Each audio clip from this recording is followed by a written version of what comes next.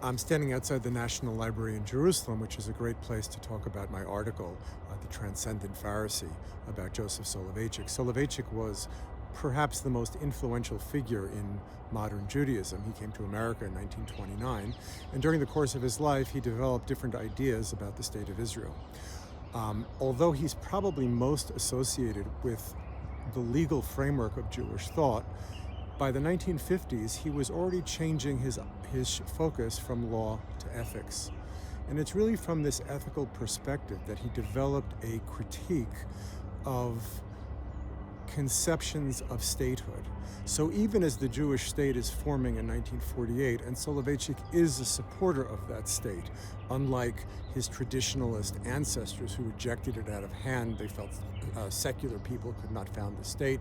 It needed a more holy means of coming into existence. Soloveitchik actually supported the state, but was highly critical of the idea of statehood.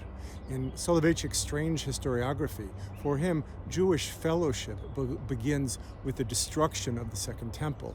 That is, for him, an ethical community is created not through adherence only to law, but an ethical community is formed by a common commitment to an ethical life.